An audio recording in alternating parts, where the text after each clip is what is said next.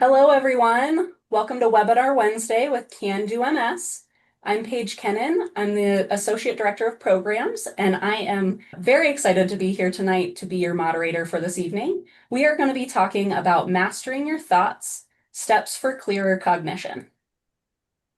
Before we get started, I want to take a brief moment to thank our sponsors. This year's webinar sponsors are EMD Serono, Genentech, Sanofi, Viatris, and Zenas Biopharma. Today, I am joined by two amazing healthcare professionals. They are both thoughtful and creative in their approaches to symptom management, and I know we're all going to learn a lot from them tonight. So we are joined by Sam Domingo. She is a psychologist out of Oregon. Hi, Sam. Hi. We also have Lauren Schwabish. She is a speech language pathologist, and she's joining us from Virginia. Hello, Hi, Lauren. everybody.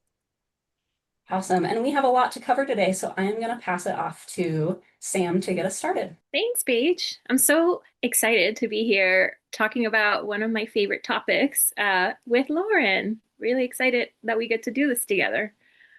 So here's our plan for today. So we're going to talk a little bit about the types of cognitive changes that happen that are more common in people with MS. We'll talk about the importance of early and ongoing screening throughout. And we'll talk about, most importantly, creating systems and identifying coping strategies that will help you function in your day-to-day life. Before we jump into the content, we have a couple of polling questions here. So just to get a sense of who our audience is, if you are a person living with MS, a care partner, healthcare professional, other, please feel free to put it in the chat. Who do you think it's going to be, Samantha? Do you think it's going to be more people with MS, care I partners? think so. Yeah, maybe half and half. Oh, Whoa. wow. People with MS are showing up 96%. tonight. And shout out to the 3 healthcare professionals that are taking time out of their after work to be here with us. We appreciate you. Yeah.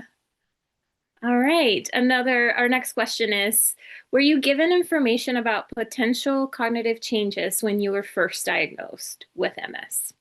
In your experience, Sam, are the people you work with, were they given a lot of resources? Not so much. Not until problems start showing up. How about you? Yeah, not so much. People are like, how come it took them so long to get you to me, Yeah. Look at that. Bears out, 60. Yeah, I'm not happy that we were both right, but I'm glad that, the number with yes seems to be higher than I've seen in previous years. So. Okay, and so we would love to know what types of cognitive challenges you are currently experiencing, and this is multiple choice, so you can pick one or you can pick more than one. Some cognitive challenges include slowed thinking, memory problems, attention problems, difficulty finding words, challenges with planning and completing tasks, difficulty following conversations that are long and or complex, or something else. So please put those in the chat for us. If there's other cognitive things we didn't cover, short-term memory, I see, executive function. I'm wondering if some people even know what executive function is, so we'll talk about that. Multitasking. Okay. It's a good appetizer for what's to come.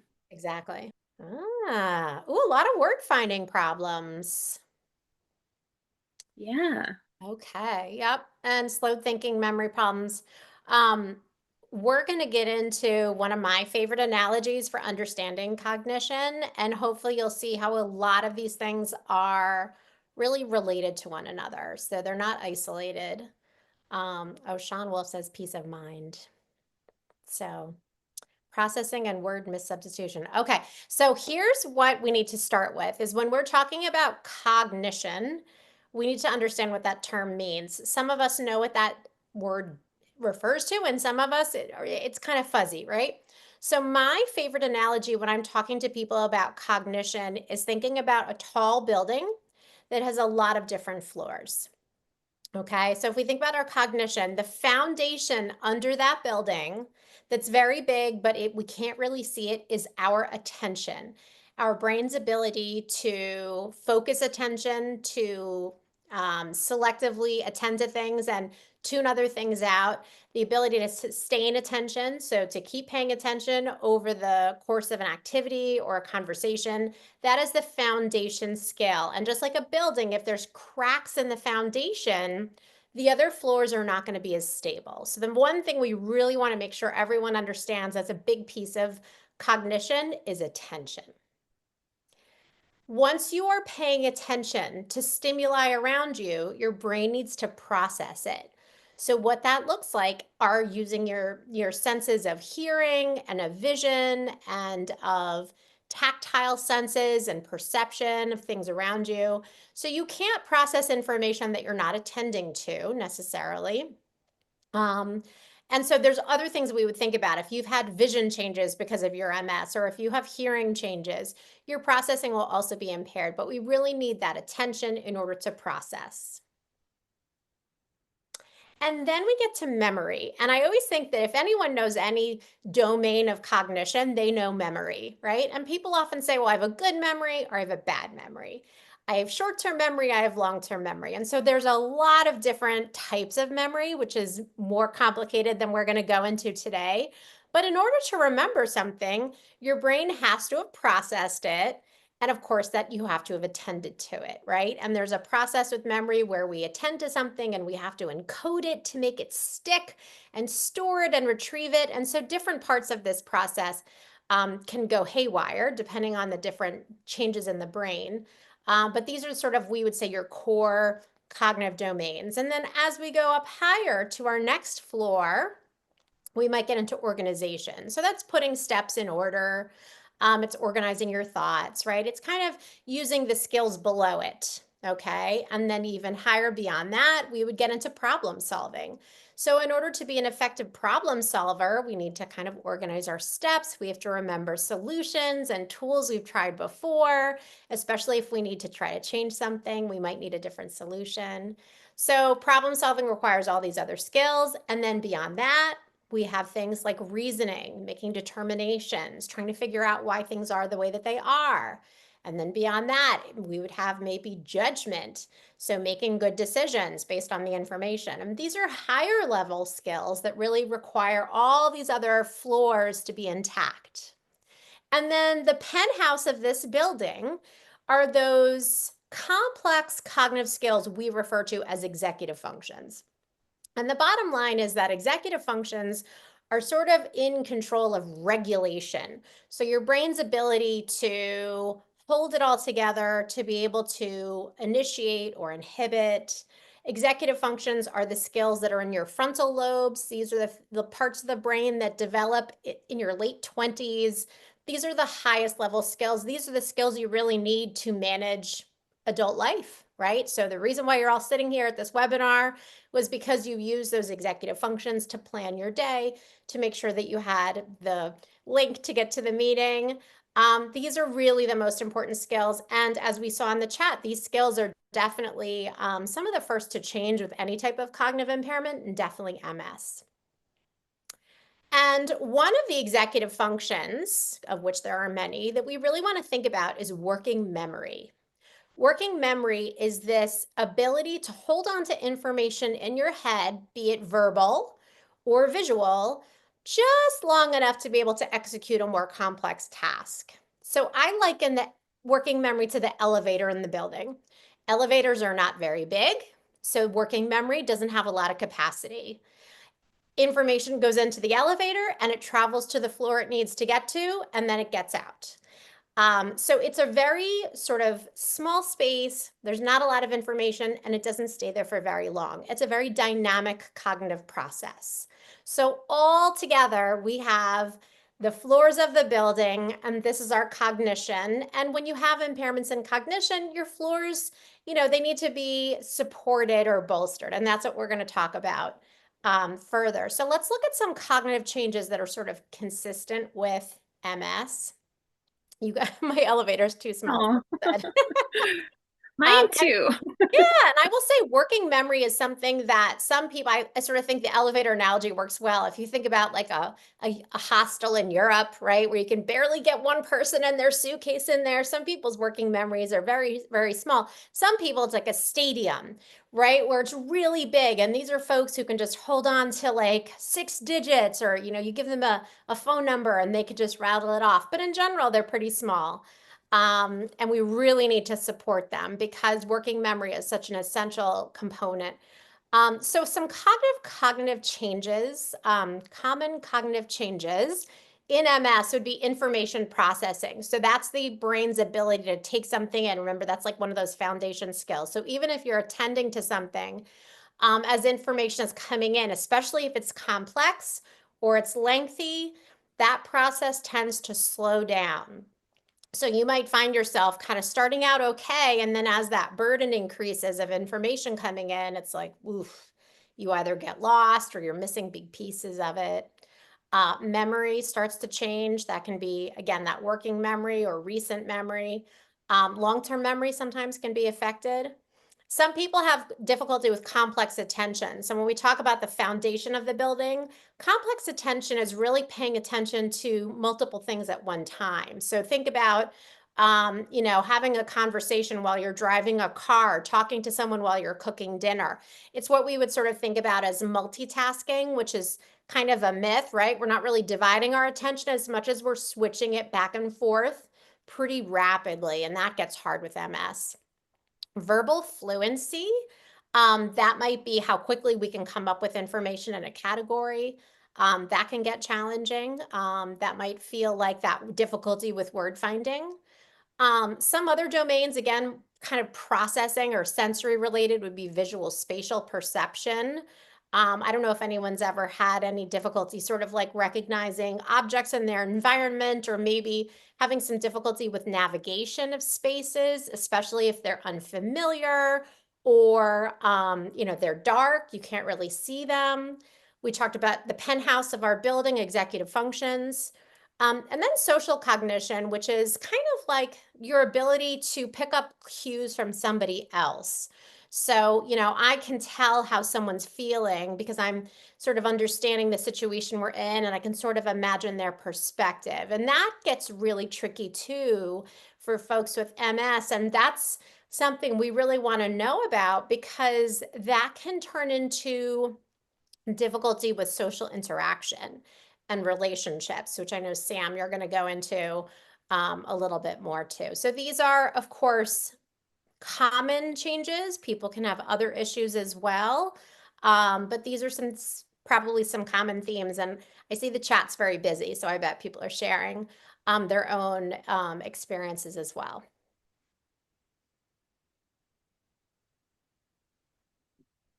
Thank you for that analogy, Lauren. Ever since I learned that from you, it's just been life-changing in terms of explaining things, and just my own conceptualization has shifted. So I really appreciate that.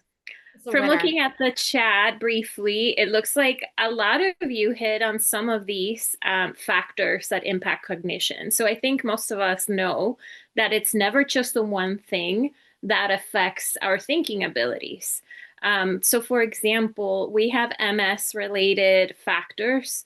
So things that are inherent with MS, like depending on where your lesions are as far as location, duration or progression of disease, changes in your brain matter itself. Then we have our other health and lifestyle factors. So think about medication side effects, any substance use, even if it's not misuse, physical inactivity, what we call comorbidities, but really are other medical conditions that can also affect cognition. Think things like menopause or diabetes, or any other medical condition can affect everything as well. Touching on psychological and behavioral factors, I think a couple of people in the chat, I read fatigue and sleep. So if I'm not sleeping well, it's kind of a lot to expect of your brain to be at its full ability to pay attention, right? That building foundation is sort of like the basement is sleep. Stress, mood, so any changes in mood can also affect cognition. And then lastly, we also have protective and resilience factors. And I think that this is really important to highlight because a lot of times we're talking about deficits when we're talking about cognitive changes. But what are the protective factors? What are the things that maintain your current abilities, if not improve them? So we'll get into those in more detail in just a moment. All right, so I mentioned lesion location and disease activity. If your lesions happen to be in the frontal, occipital lobes, generally you'll see more problems with executive function, as Lauren mentioned. How long you've been diagnosed or whether your disease has progressed can also impact cognition. It's a different type of change that we would see in people with dementia, such as Alzheimer's dementia, for example, in the sense that we don't have those long-term memory lapses. A lot of it is some of the things that Lauren mentioned. And then we also see changes in the way that your brain's gray and white matter volume changes. It's what we call atrophy, which I know sounds like a terrible word, but it's just changes in the ways that your brain changes, not just with MS, but with aging as well. All right, and then just to highlight some of the psychological behavioral factors, but also symptoms of MS in general, fatigue being the most common symptom that people will experience. It can be incredibly impairing because it also affects all of these other things. So unmanaged fatigue can certainly have an impact on your ability to focus. You might also have changes throughout the day in terms of how clear you're able to think or how much you're able to pay attention and retain information and have that elevator go to the right places, carry the right things. And so that's another thing to keep in mind. Time of day, your fatigue, how you've slept, or if you have any more chronic sleep issues like insomnia, obstructive sleep apnea that's not treated, restless leg syndrome, all of these things can impact our ability to have our most optimal brain function.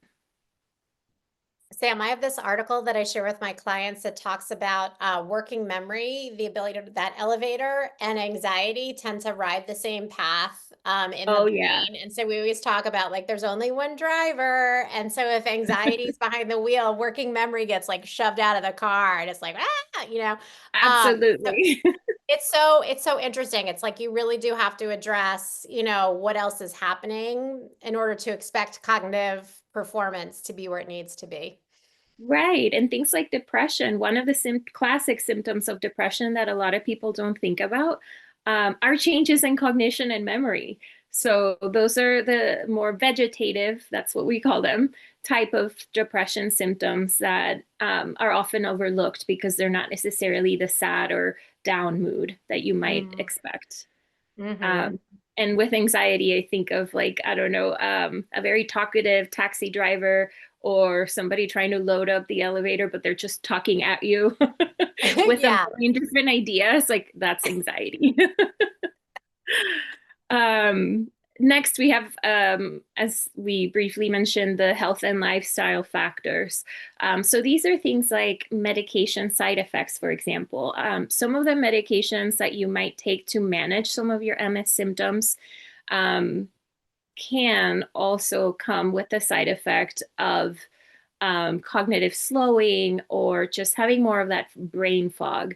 So think of things that help you manage spasticity, for example.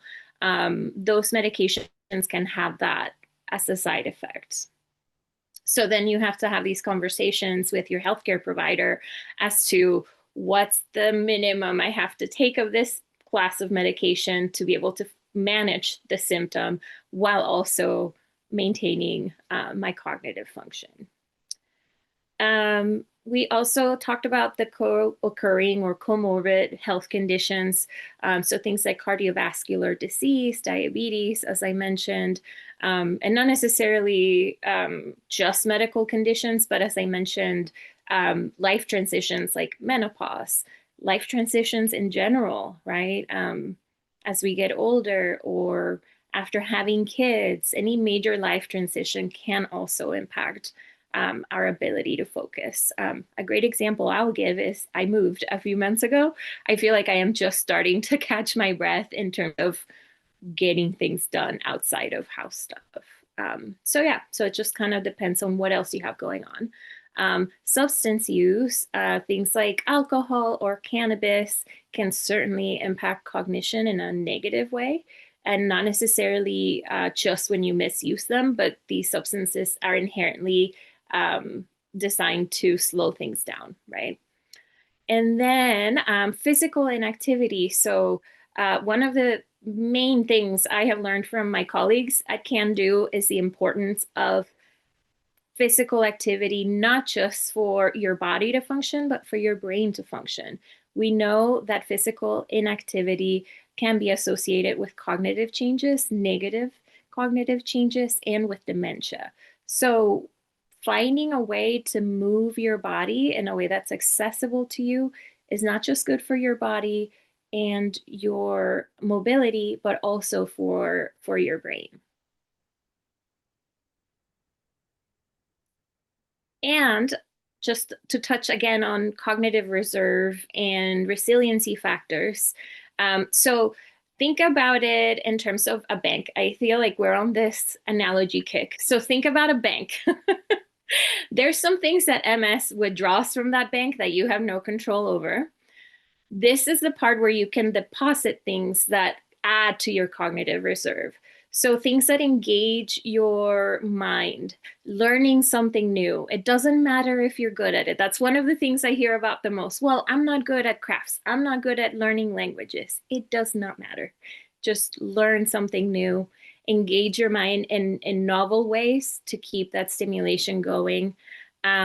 Engage in social activities, whether they're online, virtually, or in person as you're able. Being loneliness actually has maybe becoming more of a popular topic, has a huge impact on longevity and health and cognition. So the more that you can do to fulfill that, the better off you'll be in terms of that bank reserve.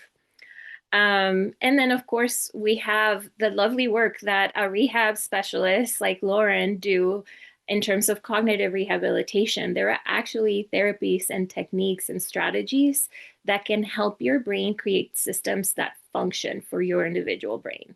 And we're all different. We all need different systems for things to work. So with that, I know that this may seem like a lot of moving parts and at times may feel helpless. Like, well, if there's so much out of, that's happening, impacting my cognition, then what am I supposed to do? I think it's important to also see it as a way to pay attention to what areas need a little bit of extra support so that we can optimize the way that you are functioning and navigating your day-to-day life. So maybe as we go through the information for the rest of our webinar, ask yourself if there are any changes that you can make to support your brain, and think even small steps. Yes, I'm a big fan of Duolingo. It's helping my brain in a fun way. I have a lot of folks who think about that. I like what you said about you don't have to be good at it. I think some of the best research says that it also has to be a little hard because part of the cognitive stimulation is trying to figure out, well, when I get stuck on something, who do I go to? And some of that social connection is if you know someone who speaks Spanish and Duolingo, that you can find that person. Or if you're in a class, you have an instructor. You know, a lot of this is like overlapping. So if I sign up to do something like woodworking and I've never done it before, I have to put it on my calendar, and I have to go to the class, and I have to interact with the people that are there, and I have to have, you know, questions to ask and try to figure out how I'm going to learn these skills. So it can be very frustrating and challenging, but just knowing that just being there is part of the therapeutic process, I think is helpful to know. It makes that hard thing a little easier, I think. Okay, so who can help? I think this is a big question, and I will say, um, you know, many people who are living with MS, they have seen a neurologist, right? Some people haven't even seen a neurologist. But when it comes to cognition and cognitive symptoms, there are a variety of professionals that you want to add to your care team as soon as you notice a need. And so we're going to talk about who are the healthcare professionals that are in my community that I can ask my doctors about, that I can go out and seek on my own, because there's a lot of different support. If you've been part of the Can Do programs, we have a lot of these professionals who you will hear from and interact with. But it's really important that we're able to say there's a variety of people who can help with cognitive symptoms. Oh, so maybe we can try to think about like some of those people are. So some of them, there needs to be some screening or testing. So maybe Sam, you can talk about it as from your perspective, and we can think about the rehab, you know, sort of end with a speech therapist or OT on my side. Yeah, absolutely. So this is a very important difference, the screening versus testing. I think a lot more people are exposed to the screening part than the actual testing part. And many people actually don't know about the testing and what it entails and what it can do for you. So I'll just spend the next couple of minutes reviewing this. So cognitive screening can be done not just by rehab specialists, but also can be done by your neurologist, your primary care provider. So these are typically things that you'll see in clinics, like the MOCA test, if you've heard about that, SLUMS, short screeners that basically target all of these different areas that Lauren talked about in terms of cognitive domains. What they do is they tell us, yes, we need to look at this further, or this is pretty normal for someone that's your age with your demographic and that's like you. It doesn't mean that it picks up everything that's changed. But it just gives us an overview of, well, this is something that requires maybe a little bit more testing. So with cognitive testing, this is something that rehab specialists, so either a neuropsychologist, an OT at times, I believe some speech language pathologists also do comprehensive cognitive testing, can do. These tests usually take several hours. And the reason for that is that we're testing all of these different clinical domains of your cognition, but we're also looking at other things that affect your cognitive function, including mood, medical conditions, medications, all of these different factors. And the batteries that are chosen, meaning the specific tests that are chosen for you, are typically unique for you or people like you. So they'll test things like speed, processing speed. Just perfect example. Just thank you, Rain. Processing speed, verbal fluency, executive functions, all these kind of different domains. There are specific batteries that are designed to help us identify if there are any problems. My typical recommendation is that someone should really get a baseline cognitive test within the first 5 years of being diagnosed before problems start popping up, if they haven't already, in terms of cognition. This gives you a baseline that can also aid in future testing so that we can compare. Let's look at your baseline, first few years when you were diagnosed. How were you doing? how are you doing now? And we can compare even specific tests with test results to see kind of the real changes that happen. And of course, a big part of this is not just the tests that you're taking, but also the clinical interview that these providers do. So they'll ask you tons of questions to try to get a good picture of what's gotten you here, what's influencing what you're feeling.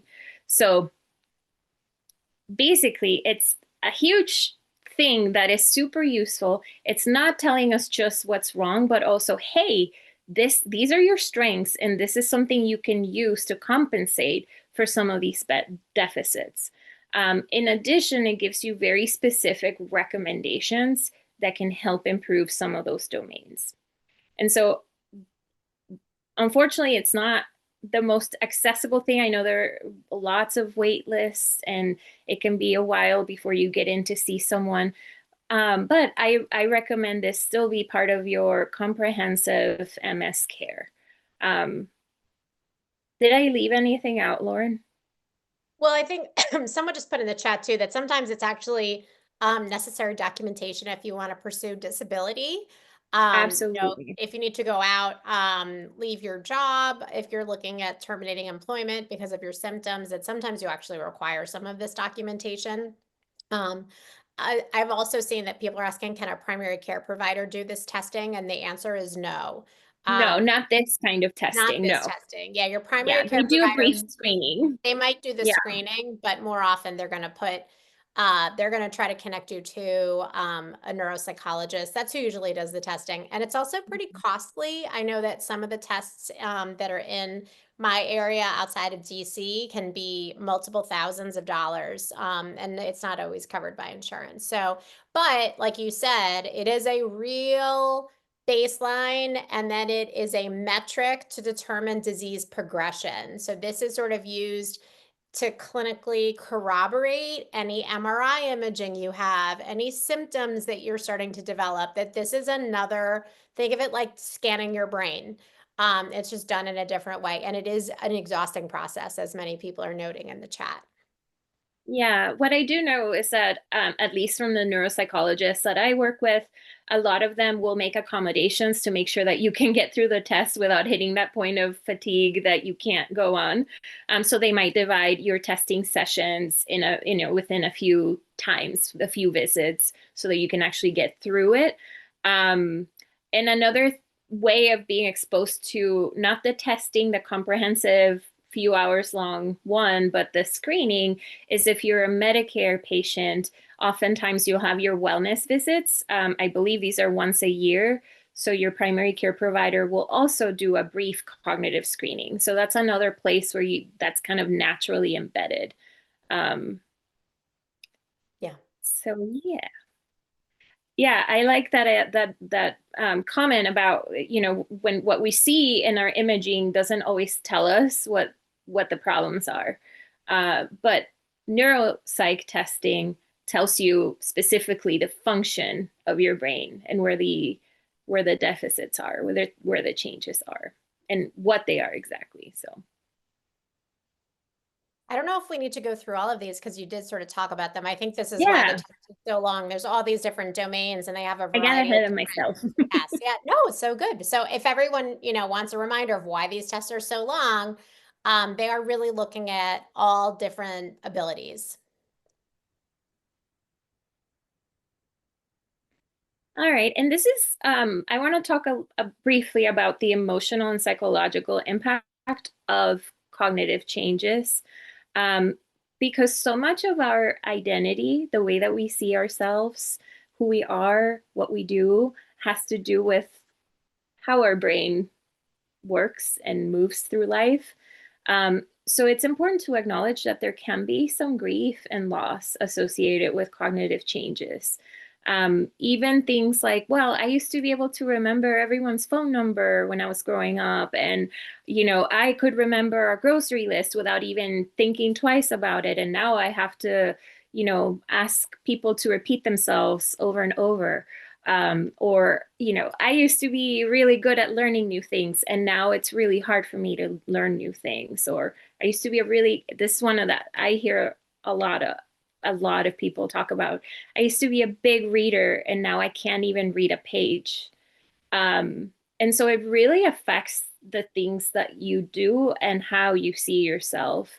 And so many people associate cognitive changes, especially when there's some sort of impairment, with being less than, right? Like we hear words like, I feel less intelligent because I can't find the words when I'm having conversations with people. So I avoid socializing in big groups, for example.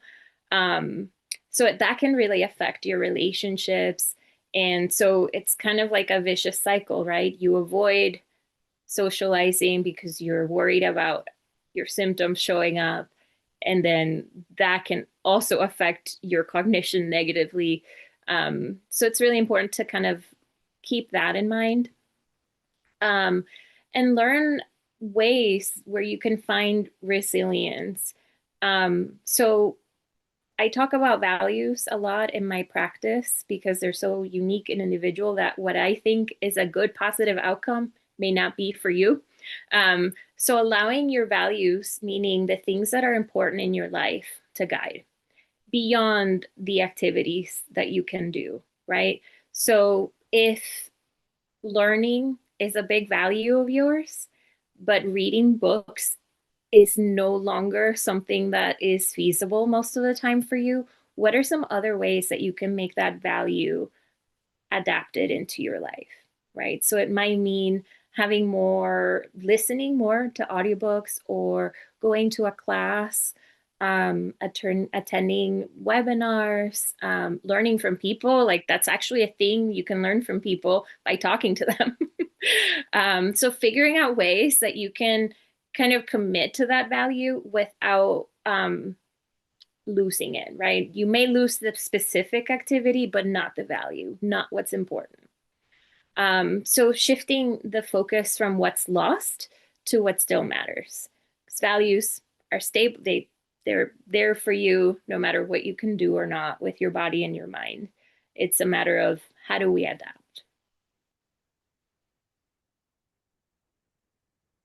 So it's really important that we underscore here that many symptoms in MS are invisible, but cognition especially. So this is an invisible disability.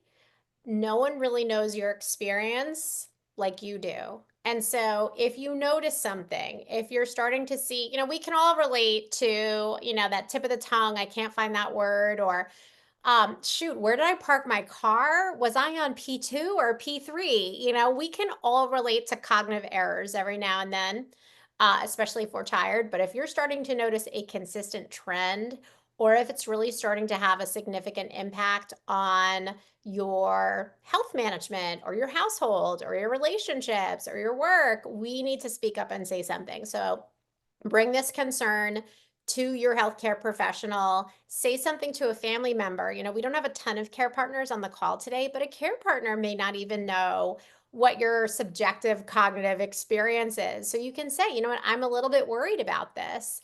And that can help you to get the services that you need. So we really, if you see something, say something. The sooner we get people, to be able to support you, to take a look, to take a screen or a test, and most importantly, to start strategizing, the easier things will be. We don't want to wait till the problem gets so big, because oftentimes the solution is just a lot more complex. Absolutely. So now we get to talk about my favorite part, which is tools and strategies. So one of the things I will say is we all have technology. I'm sure I'm not alone. I've got an iPad and a phone and a laptop, like all within proximity to me. So these can be really wonderful tools. If taking notes is tricky for you, you can use a voice assist and talk to your device and tell it to turn on the lights, or tell it to remind you of something, in an hour. These are wonderful, accessible tools. The technology is always getting better, which is wonderful. But also technology can rock the foundation of the building, right? So if we have multiple distractions. I know the chat, I'm noticing the chat is like on fire today. There's a lot of wonderful social support in there, but that's a great example of something that's just coming up and your brain has to kind of attend to it while it's also attending to me and Sam. And remember that that's that complex attention that can get tricky.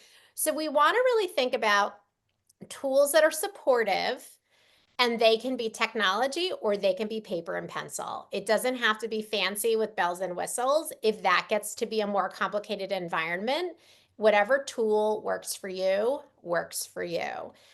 If you have a lot of notifications on your phone, or if you are someone who just kind of goes down the rabbit hole because you're fatigued and you're scrolling through social media or whatever your area is. I love Pinterest. If I'm on Pinterest, that's using up a lot of cognitive energy that we may want to think about putting elsewhere. So technology is a tool, but you may want to be kind of working with a professional or kind of thinking about optimizing it so that it aligns with the values and the tasks that you want to pursue for the day.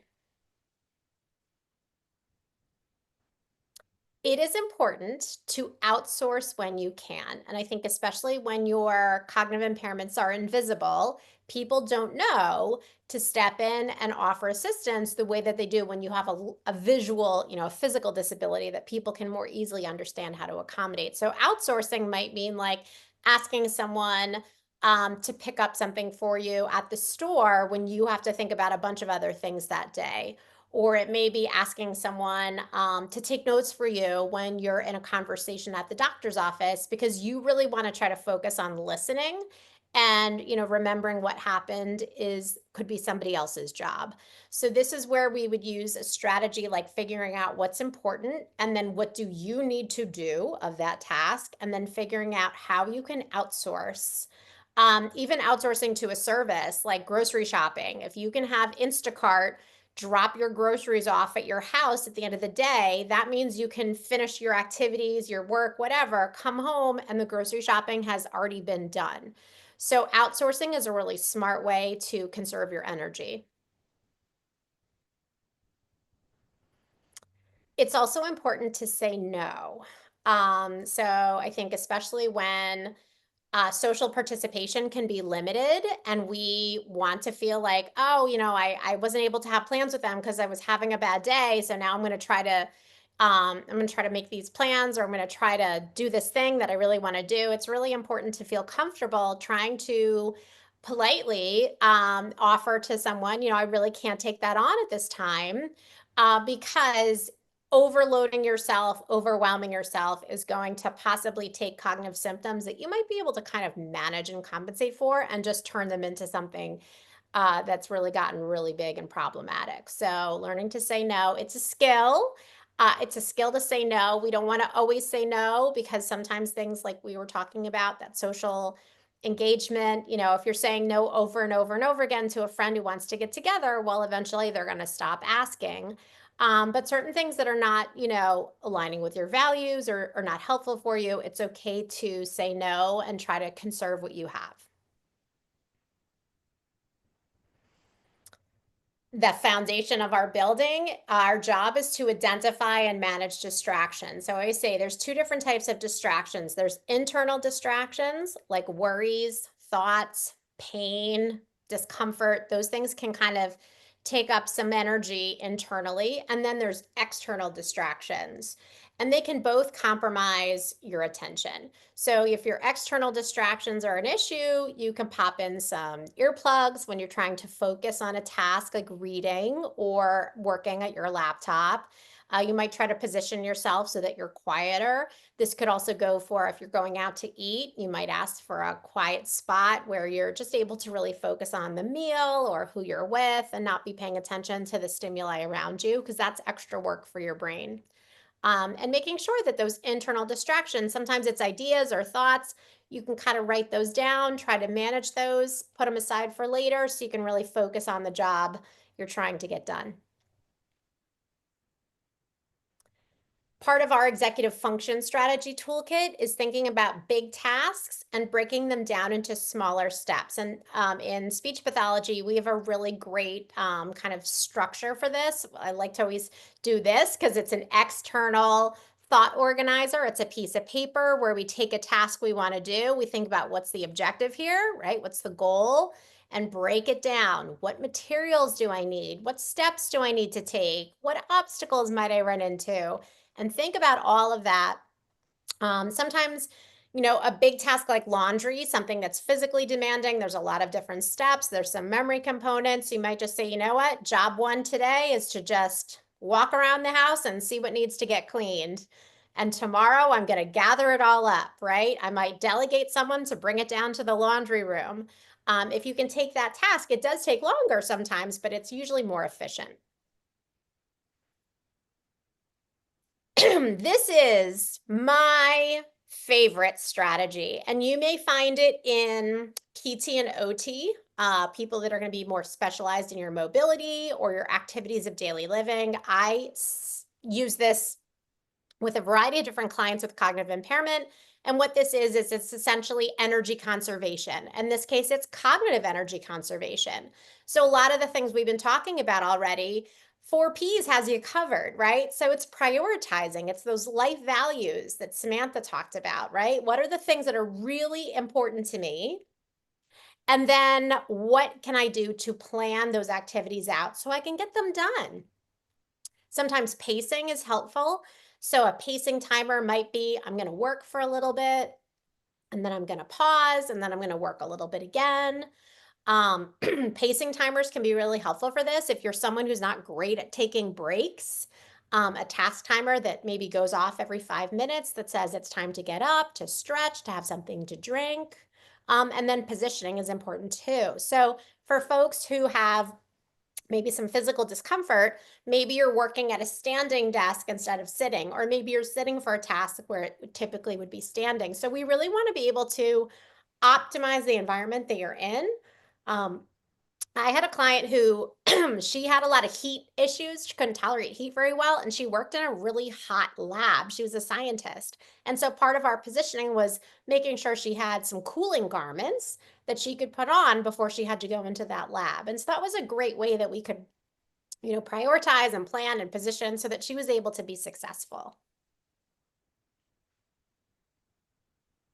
And another great strategy, especially to kind of think about pursuing a life valued activity, but just thinking about it in a different way, I call the low, medium, high strategy. So this would be a good example is, how can I find different versions of something that I really love to do, but find different ways to adapt that activity to the energy and the cognitive abilities that I have in the moment. So a good example might be gardening. I have a client who is living with MS, and she is a wonderful gardener.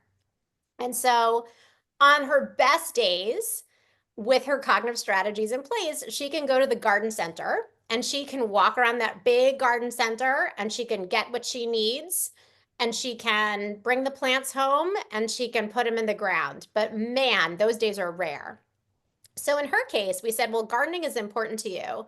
So we're really thinking about what's a medium version, what's a low version. So in the medium version, maybe someone else is going to buy the plants that she selected and bring them home, and she just figures out maybe planting one or two. Maybe a low version is she's just sitting in her rocking chair looking at her garden and just enjoying it. And maybe she can have, water a couple of things, or she has some containers that she can take advantage of, or she can flip through a gardening catalog and think about what she wants to purchase. So in all of these, her life value is gardening and being connected to nature, but we picked different levels, different versions of those. We put them in a table so that she could kind of think on a daily basis, if I want to look at gardening, where am I in my energy abilities for today? And how can I choose that activity that means the most to me? It's really fun to put this together. And again, these are cognitive strategies that, that a professional can assist you with. And then, because many of you identified communication strategies as your area of difficulty, A speech pathologist is the best professional to seek out. And I think I've spent my whole career explaining to people what I do. So you may have to explain that to your provider, to your neurologist, to your PCP, what your difficulties are, especially if you sound okay. But if your effort is there, if your reduced participation is happening because you just don't feel like you can keep up with conversations, those are all reasons to seek assistance. So in terms of strategies, sometimes again, for that slower processing, we want to ask for repetition. It's totally okay to do that.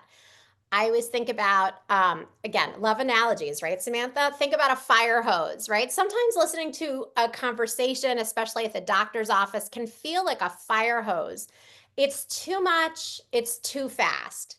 And so what we want to do is turn it into like a garden hose or a soaker hose, right? Something that just says, this information is coming at the speed that I can handle. And sometimes it's okay to say, you know what, pause for a second and let me just think about what you said.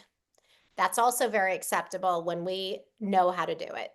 I like to use active listening strategies like rephrasing.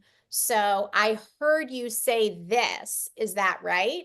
And it's a sneaky way to show both I'm paying attention to what you said to me and giving you a chance to repeat information you just heard, which is a memory strategy. So kind of works both ways.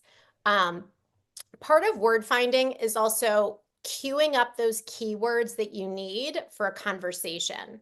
And people oftentimes kind of minimize this, but if you're going to go have lunch with a friend and you're struggling with what to say, it's totally okay to think about, especially before the conversation, maybe the day before, what you'd like to talk about. Maybe it's coming up with topics, or maybe it's questions you want to ask.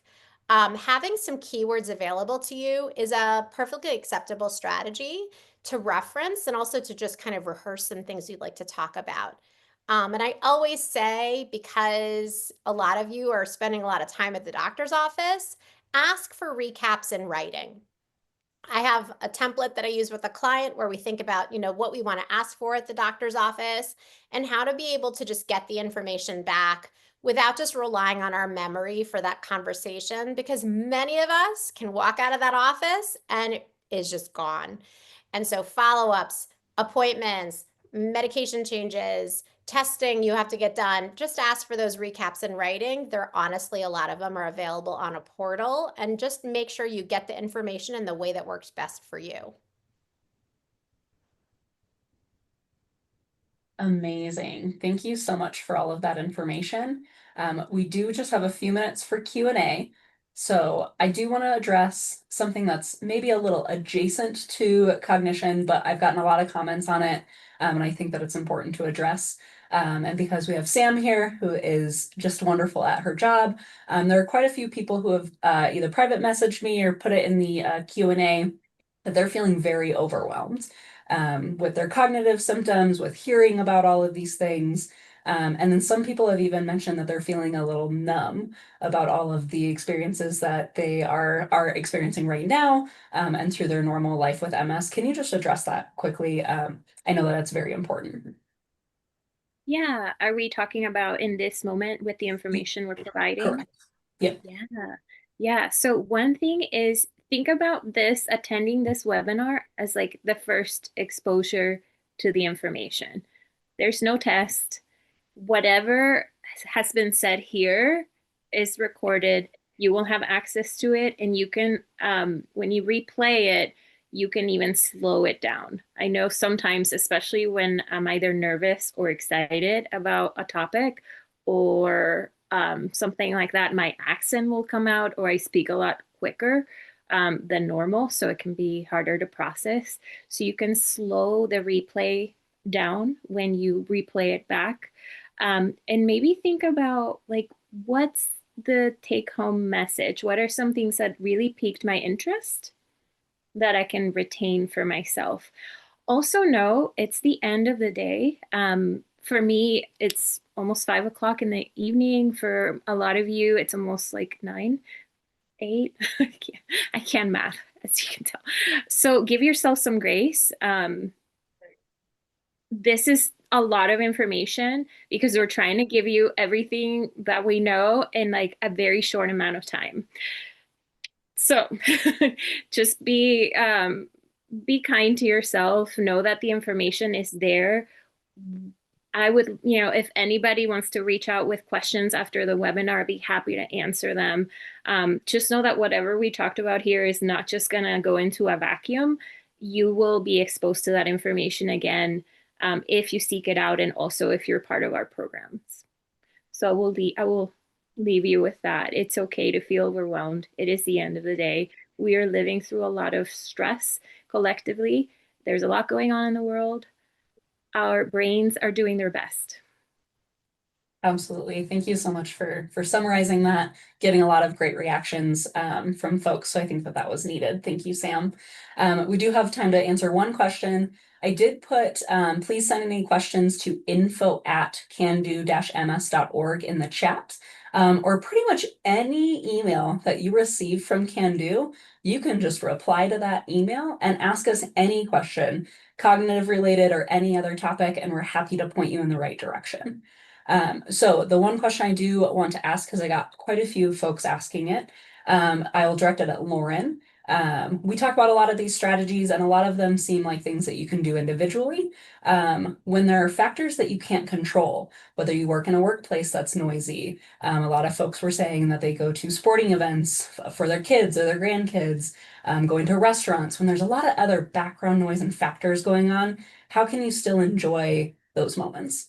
That's excellent. I think this is where some of those strategies we talked about, like pacing. So kind of thinking about, if it's a sporting event or your kids play, what does participation look like? It doesn't mean that you're there from, setup to breakdown, and you are heavily involved. If you think maybe I can just show up and be there for a half an hour and then, I might need to leave early so I can get home and get on with my evening. That's okay. In terms of a workplace, there's a wonderful website called the Job Accommodation Network.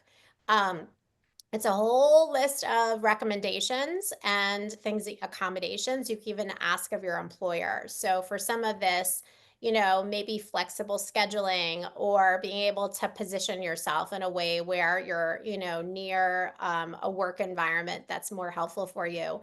There's a lot of resources out there. So again, step one is just knowing that cognitive impairment's a thing for people with MS and that there are people to help. So that's a great takeaway for some of those folks who are feeling overwhelmed. And it is a lot of information, but that might just be something to think about. And then ask for guidance. You might say, I'm a mom.